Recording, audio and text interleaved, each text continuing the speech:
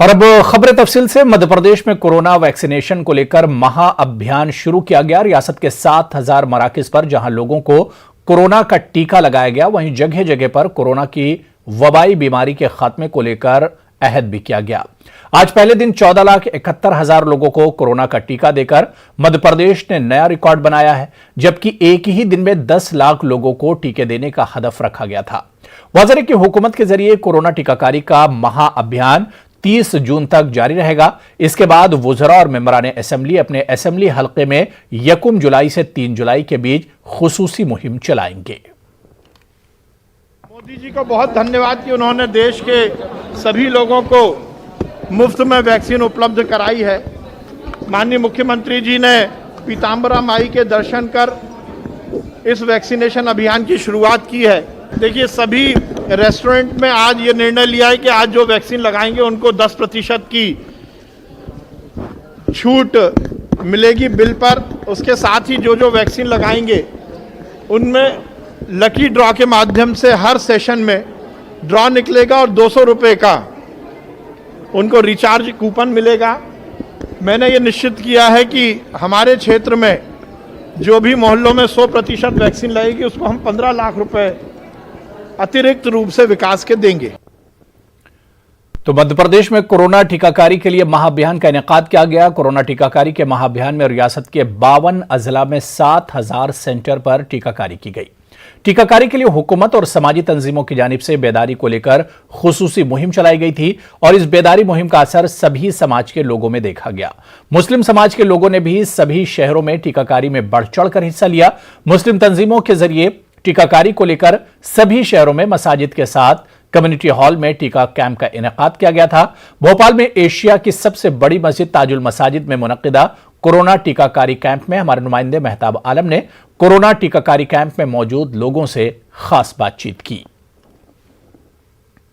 मुल्क में corona vaccination हो रहा है, लेकिन मध्य प्रदेश ने महाअभियान के तौर पर चलाया है।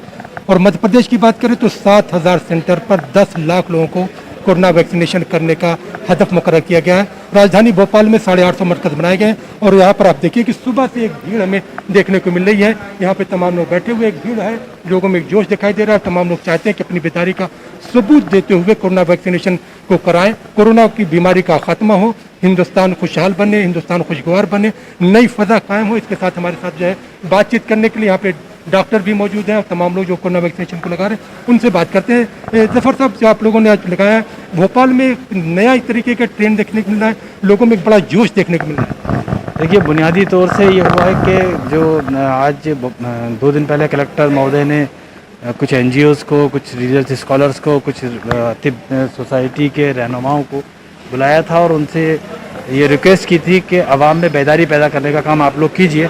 तो उसका नतीजा ये हुआ कि आवाम में बेदारी हुई और बेदारी के नतीजे में एक बड़ी तादाद जो है वो खुद ब खुद निकल के आ रही है और लोगों में आवाम में एक बेदारी पैदा हो गई।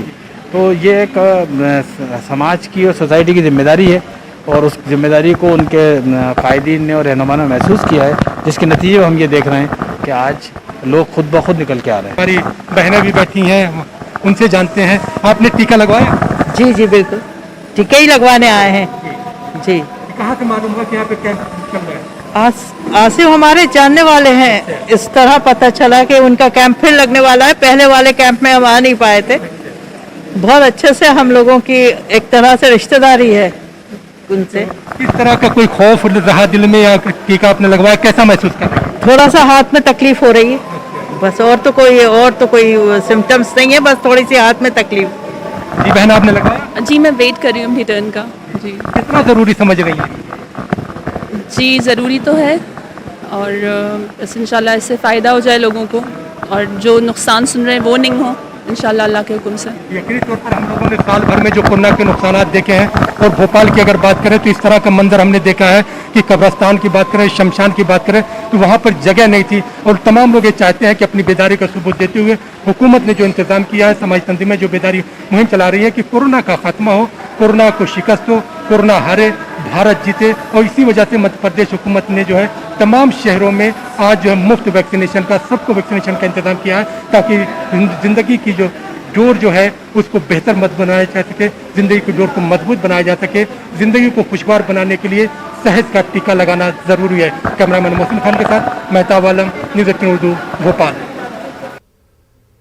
मध्य प्रदेश में कोरोना टीकाकारी महाअभियान के मौके पर बीजेपी और कांग्रेस के दरमियान सियासत देखी गई। हालांकि हुकूमत की जानिब से रियासत में मुनक्किदा कोरोना टीकाकारी महाअभियान की साबिक सीएम कमलनाथ ने हिमायत की और वज़ीर आला शिवराज सिंह ने ट्वीट करके कमलनाथ का शुक्रिया भी अदा किया।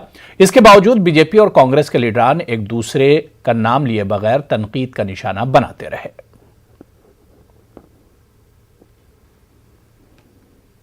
फैला रहे थे टीका के बारे में, आज वही लोग भागे भागे जा रहे हैं टीका लेने के लिए।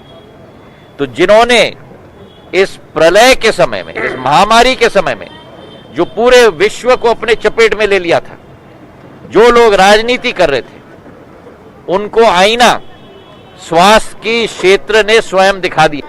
मैं उनको साधुवाद देना चाहता हूं। देर आए पर दुरुस्त आए। अंतर्राष्ट्रीय योग दिवस पर पेट्रोल की कीमतें 105 रुपया भोपाल में पहुंच गई हैं और पूरे का पूरा भोपाल का समाज ऊर्ध्व सर्वांगासन कर रहा है। सरकार से, मोदी जी से निवेदन है कि इतने महाअभियान चलाते हैं, एक पेट्रोल की कीमतें घटाने का महाअभियान चला दीजिए तो देश की जनता का कल्याण हो जाए। क्योंकि वो जो है कोरोना में, अस्पतालों में, दवाइयों में और सारी जो महंगाई में, खाने के तेल में लुट चुकी है। अब उसके पास कुछ भी नहीं बचा है और ठंडन गोपाल है, तो कम से कम जो है उसको ऊर्ध्व सर्वांगासन से पद्मासन में ले आइए। अगर मुल्क में अक़लियती फ़िरक़े के किसी फर्द के साथ नाइंसाफ़ी होती है तो वो बराह रास्त शिकायत कर सकता है और मुल्क के किसी भी हिस्से से कौमी कमीशन से राब्ता कायम कर सकता है। क्योंकि कमीशन ने आज NCMC-MS यानी national commission for minorities complaint management system के नाम से अपना ऐप लॉन्च किया है, जिसे गूगल प्ले स्टोर से डाउनलोड किया जा सकता है। कमीशन के वाइस चेयरमैन और कारगुजार चेयरमैन आतिफ रशीद ने न्यूज़ 18 से गुफ्तगू करते हुए कहा कि अक़लियती फ़िरक़े से मुतालिक किसी भी मामले की ऐप के जरिए शिकायत की जा सकती है और इसका स्टेटस मालूम किया जा सकता है। आतिफ रशीद ने बताया कि ऐप को हिंदी और अंग्रेजी दोनों जबानों में लॉन्च किया गया है। जल्द ही दीगर जबानों को भी ऐप में शामिल किया जाएगा। हमारे नुमाइंदे खुर्रम शहजाद ने आतिफ रशीद से खास बातचीत की। नेशनल माइनॉरिटी कमीशन ने आज अपना ऐप लॉन्च किया है और देश का कोई भी आदमी अब कमीशन से सीधे तौर पर जुड़ सकेगा। हमारे साथ मौजूद हैं वाइस चेयरमैन आतिफ रशीद साहब, जो इस वक्त ऑफिशिएटिंग चेयरमैन के फराइज भी अंजाम दे रहे हैं। आतिफ भाई, कैसे जो तमाम लोग हैं वो सीधे तौर पर अब आपसे जुड़ सकेंगे? देखिए, ऐसा है कि माइनॉरिटीज कमीशन काम पहले से कर रहा था, लेकिन पहले एक वो पुराने सिस्टम से चल रहा था कि खतो किताबत ये सब चल रही थी। अब ये दौर थोड़ा सा चेंज हो रहा है, सोशल मीडिया का दौर है एक बात, दूसरा ये पेंडेमिक का टाइम है। इस पेंडेमिक के टाइम में लोग थोड़ा सा सोशल डिस्टेंसिंग इस सब को अपना रहे हैं।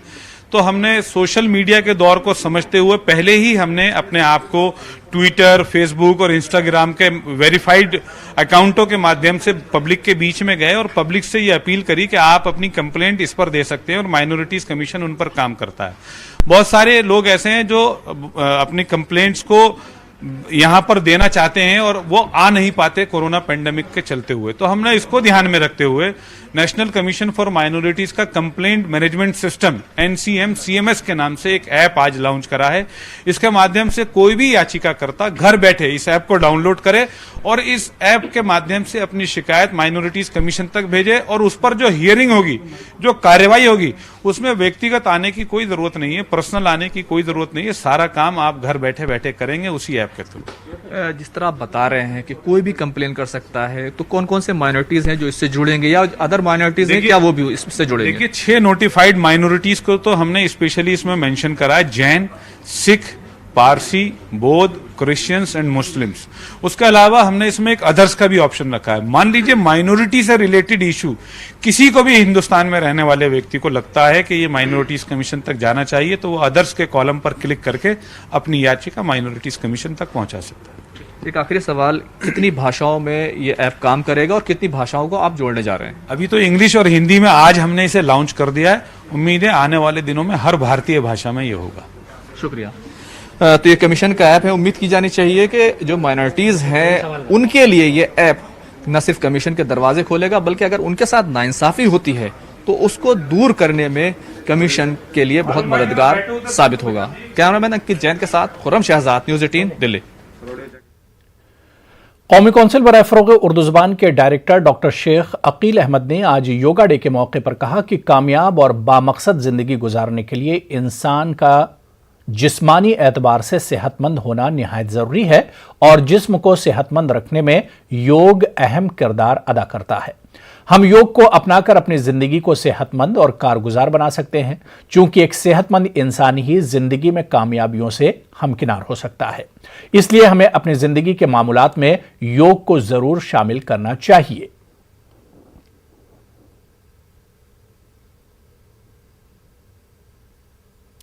दिल्ली की जामिया मिलिया इस्लामिया यूनिवर्सिटी में सोशल डिस्टेंसिंग के साथ योगा डे तकरीब का इनेकाद किया गया। कोरोना की वजह से महदूद तादाद के साथ ही इस प्रोग्राम का इनेकाद किया गया, जिसमें सिर्फ 8 तलबा ने ही शिरकत की और बाकी तलबा ने ऑनलाइन शामिल होकर योगा किया। जायजा लिया हमारे नुमाइंदे खुर्रम शहजाद ने। इंटरनेशनल योगा डे है और देश के साथ विदेशों में भी लोग योगा कर रहे हैं। इस वक्त हम जामिया मिलिया इस्लामिया में हैं। आप देखेंगे कि किस तरीके से यहाँ पर जो योगा है उसकी जो तकरीब है वो यहाँ पर जारी है। सिर्फ यहाँ पर कुछ ही तलबा हैं, क्योंकि आप जानते हैं पूरे मुल्क में जिस तरीके से कोरोना की दूसरी लहर आई है, अभी तक भी मुल्क इस कोरोना की लहर से जूझ रहा है, तो उसको देखते हुए यहाँ पर सोशल डिस्टेंसिंग के साथ और बहुत ही कम तादाद में, ज़्यादा गैदरिंग ना हो, ज़्यादा भीड़ जमा ना हो, उसको देखते हुए ये थोड़ी तादाद में यहाँ पर तलबा आए हैं और ये योगा की जो तमाम आसन हैं वो यहाँ पर ज़रूर किए जा रहे हैं। आपको मालूम है कि भारत का जो तोहफा है और जो हमारी विरासत है वो न सिर्फ पूरी दुनिया के लिए बल्कि सेहत का जो तोहफा है वो पूरी दुनिया को भारत ने दिया है। हमारे साथ यहाँ पर मौजूद हैं जामिया मिलिया इस्लामिया के स्पोर्ट डायरेक्टर खालिद मोइन साहब। खालिद साहब, आज जिस तरीके से तकरीब हो रही है क्या कुछ खास है? देखिए, हम लोगों ने पिछले कई सारे सालों में जब से yoga international yoga day celebration शुरू हुए उसको सेलिब्रेट किया जामिया में विद फुल एंथुसियाज्म, और इस साल भी हम लोग 7वां इंटरनेशनल योगा डे अपनी वाइस चांसलर साहिबा की कोशिशों से, काविशों से मना रहे हैं यहाँ पे। हालांकि एडवर्स एनवायरनमेंट है, कोविड की प्रॉब्लम्स हैं, उसके बावजूद हमने कोविड गाइडलाइंस को फॉलो करते हुए 7th international day of yoga को सेलिब्रेट किया है जामिया में। पहले सालों में भी किया, इस साल भी कर रहे हैं और हमारी कोशिश है कि हम घर में बैठे हुए लोगों को ये बता पाएँ कि किस तरह से वो इस योगा को यूजफुल बना सकते हैं अपनी डे टू डे लाइफ में। सर, मैं जामिया का ज्योग्राफी स्टूडेंट हूँ, फैकल्टी ऑफ नेचुरल साइंस से, और जामिया में हर साल योगा डे सेलिब्रेट किया जाता है। बहुत ही ज़्यादा एंथुजियाज्म रहता है। इस बार क्योंकि कोविड-19 है तो सोशल डिस्टेंसिंग के साथ बहुत ही कम लोगों को रखा गया है यहाँ पे, तो वही यहाँ पे देखा जा रहा है। अदरवाइज जो पिछले साल 2019 में जो हुआ था तो वहाँ पे बहुत ही ये पूरा भरा रहता था, पूरा ये जो मैदान है पूरा भरा हुआ रहता था। तो यही आप देखेंगे कि यहाँ पे भी जिस तरीके से पूरे देश में और पूरे दुनिया भर में मनाया जाता है योगा डे, तो जामिया भी शामिल होता है और सेलिब्रेट करता है कि हमारी कंट्री की ये पूरी जो है देन है, पूरे दुनिया को धरोहर है। आज जामिया देश की रिवायत को, उस परंपरा को आगे बढ़ा रहा है। कैमरामैन अंकित जैन के साथ खुर्रम शहजाद, न्यूज़ 18 दिल्ली। आलमी यौम योग के मौके पर मध्य प्रदेश के सभी अजला में योग प्रोग्राम का इनेकाद किया गया। आलमी योगा के मौके पर जहां दूसरी तंजीमों और मज़ाहिब के लोगों ने योगा प्रोग्राम में शिरकत की, वहीं बीजेपी अक़लियती मोर्चे के ज़ेर एहतमाम राजधानी भोपाल समेत रियासत के मुख्तलिफ अजला में योगा प्रोग्राम मुनक़िद किया गया। बीजेपी अक़लियती मोर्चा के ज़ेर एहतमाम मुनक़िदा योगा प्रोग्राम में बड़ी तादाद में मुसलमानों ने शिरकत की और योगा को सेहत के लिए ज़रूरी करार दिया। बीजेपी के सीनियर मुस्लिम लीडर मोहम्मद तौफीक इस ताल्लुक से अपने ख्यालात का इजहार कुछ इस तरह करते हैं।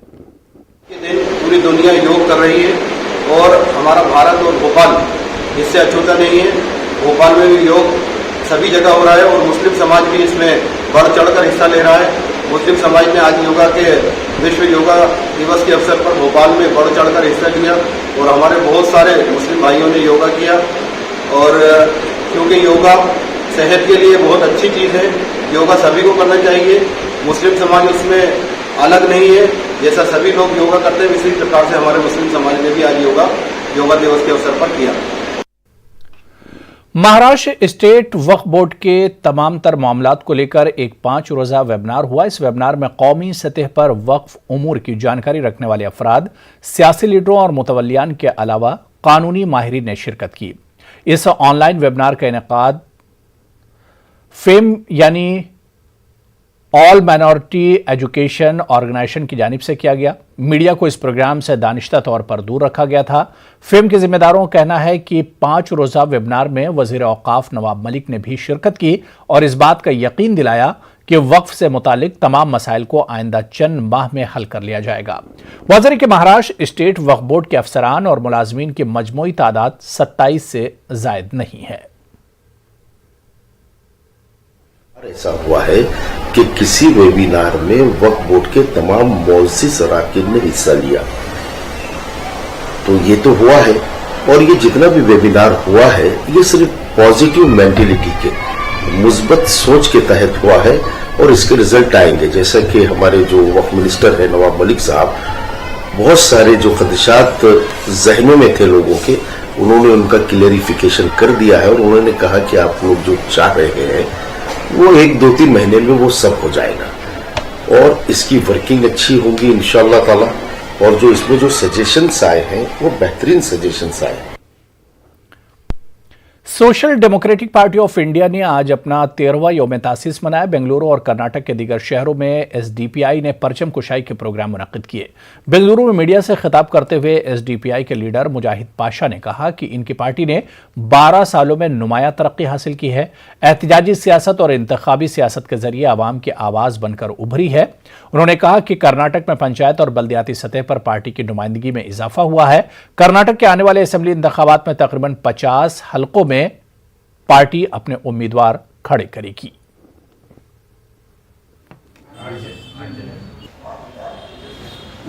जैसा मैंने आपको बताया है कि 2 तरीके की हमारी सियासत है, एक इंतखाबी, एक एहतजाजी। एहतजाज में तो आप लोगों को मालूम है आए दिन जितने भी नाइंसाफ़ी होते हैं, सबसे पहले एहतजाज करने के लिए social democratic party of India आगे आती है। हर लेवल पे हो, चाहे वो नाइंसाफ़ी के खिलाफ हो, चाहे वो गवर्नमेंट लोगों की पॉलिसीज़ बनाने के अंदर नाकामी हो या अगेंस्ट गवर्नमेंट जो हुकूमत जो पॉलिसीज़ आवाम को मुखालिफ बनाती है उसके अगेंस्ट जब बात करने का मौका हो तो social democratic party of India एहतजाज के ज़रिए से लोगों तक एक मैसेज पहुंचाती है, हुकूमत को एक मैसेज पहुंचाती है कि जो है इंसाफ के ऊपर कायम रहे। हाल ही के जो ग्राम पंचायत कर्नाटका के अंदर अगर बात करेंगे तो 226 जो है ग्राम पंचायत के मेंबर्स को कामयाब कर जो है ग्राम पंचायत के अंदर भेजे हैं। साथ ही साथ अगर टीएमसी, सीएमसी या कॉर्पोरेशन लेवल के काउंसलर्स और कॉर्पोरेटर्स की बात करेंगे तो तकरीबन जो है 35 से ज़्यादा जो है हमारे काउंसलर्स और कॉर्पोरेटर्स कामयाब होकर आए हैं।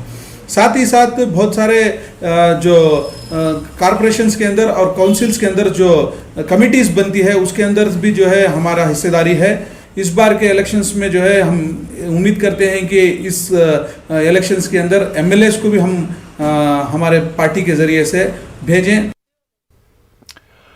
न डरिए न डराइए, सच जानिए और वही बताइए। प्लीज अफवाह मत फैलाइए। वैक्सीन ही है संजीवनी, इसे अपनाइए। और यही काम कर रहा है नेटवर्क 18 जो फेडरल बैंक के साथ मिलकर वैक्सीनेशन को लेकर बेदारी मुहिम चला रहा है, जिसका नाम है संजीवनी, अ शॉट ऑफ लाइफ। और काम है बेदारी के जरिए कोरोना को मात देना।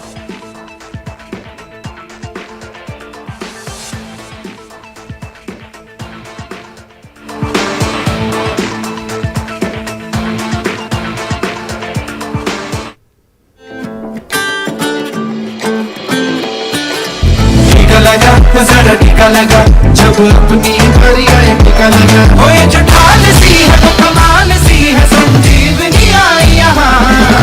टीका लगा जरा टीका लगा जब अपनी बारी आए टीका लगा, टीका लगा जरा टीका लगा जब अपनी बारी आए। जो 8 माह से इस्मत दरी, हफ्ता वसूली जैसे मुतादिद इल्जामात के तहत जेल में था, पैरोल पर आने के बाद इस पर इस्मत दरी का एक और मामला दर्ज कर दोबारा गिरफ्तार कर लिया गया। खालिद गुड्डू की गिरफ्तारी पर कारकुनान ने पुलिस स्टेशन का घेराव किया तो इनके खिलाफ भी कई दफात के तहत मामले दर्ज कर दर्जन भर कारकुनान को गिरफ्तार कर लिया गया है। खालिद गुड्डू को 2 दिनों के लिए पुलिस तहवील में जबकि गिरफ्तार कारकुनान को अदालती तहवील में भेज दिया गया है।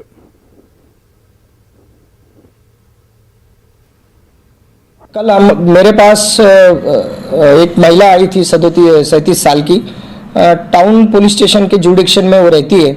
उसने कहा कि सर 10 महीना पहले मेरे ऊपर फिजिकल हैरेसमेंट और रेप जैसा इंसिडेंट हुआ है, तो आप सर इसके बारे में चौकसी करके फिरियाद दाखिल कीजिए। उसी समय मैंने फिर टाउन पुलिस स्टेशन के इंचार्ज जो है कोकाटे साहब से बात की और उनको फिरियाद लेने के लिए कहा।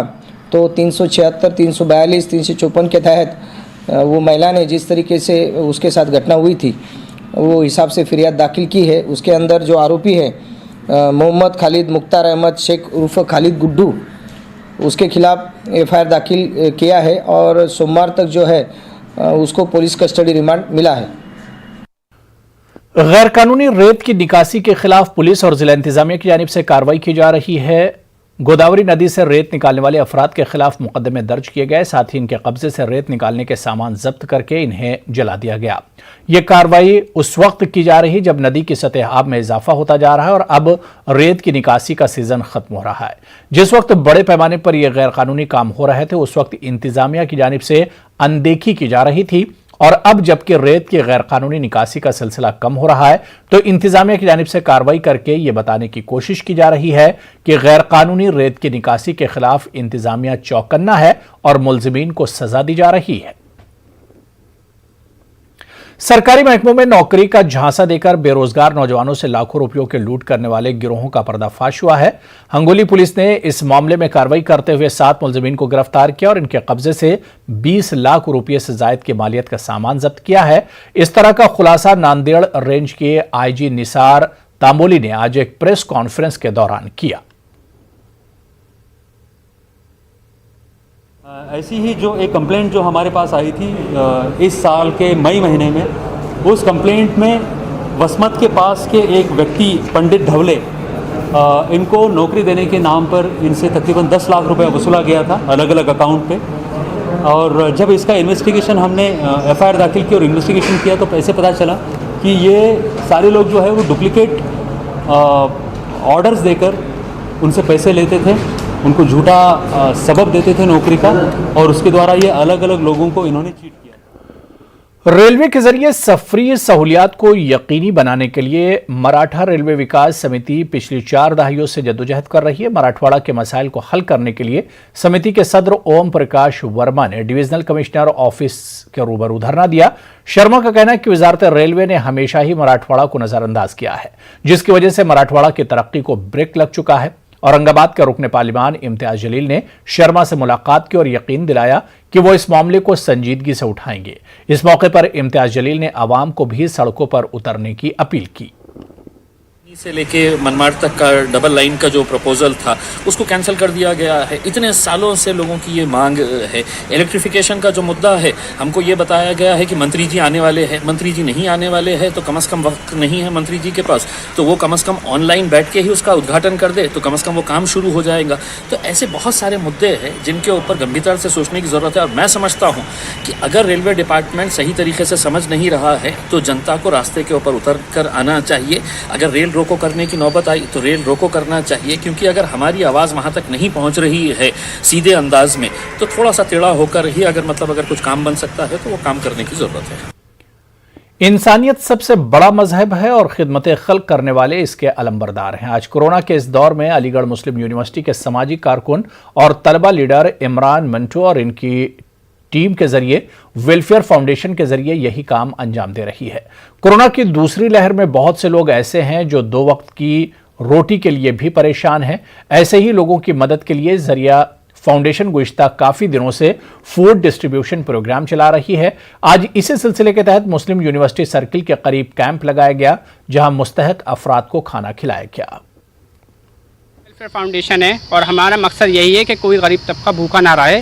जैसा कि लॉकडाउन में बहुत लोग परेशान हो चुके हैं, कारोबार सबके ठप हैं, तो हमारी एक पहल है कि लोगों तक हम खाना पहुंचा सकें और हम लोग गरीब को कपड़ा भी मतलब फ्री क्लॉथ डिस्ट्रीब्यूशन भी करते हैं और मेडिसिन का भी देखते हैं, बहुत सारे काम करते हैं। आज हम लोग ने एक तैयारी बनवाई है चावल वाली, जो पुलाव बनते हैं वो हम लोग ने ये कि डिस्ट्रीब्यूट करें और अभी हम यहाँ नहीं और भी जगह डिस्ट्रीब्यूट करेंगे, जैसे अब्दुल्ला हॉल की तरफ है, कटपुली की तरफ है, तो हम पूरे अलीगढ़ को आज देखेंगे। मकसद हमारा ये कि कोई गरीब तबका भूखा ना रहे और गरीबों का पेट भरे। मुल्क वज़ीर-ए-आज़म नरेंद्र मोदी का नारा है कि बेटी बचाओ बेटी पढ़ाओ। इसी नारे को मिशन के तौर पर लेते हुए girls education and rehabilitation society ने आज अलीगढ़ एमयू कैंपस के स्कूलों में तालीम हासिल करने वाली तालिबात को वजीफा तकसीम किया। तंजीम के एग्जीक्यूटिव रुकन डॉक्टर फयाजुद्दीन ने बताया कि हमारी तंजीम मुल्क के मुतादिद शहरों में इन बच्चियों को वजीफा देती है जो माशी तौर पर कमजोर हैं। हमारी कोशिश है कि माशी तंगी के सबब किसी भी लड़की की तालीम न छूटे, क्योंकि अक्सर देखा गया है कि माशी बहरान के सबब वालिदैन सबसे पहले बच्चियों की तालीम को रुकवाते हैं। उन्होंने कहा कि हमारे वज़ीर आज़म का भी यही मिशन है कि लड़कियों को तालीम याफ्ता बनाया जाए। हम इसी मिशन में लगे हुए हैं।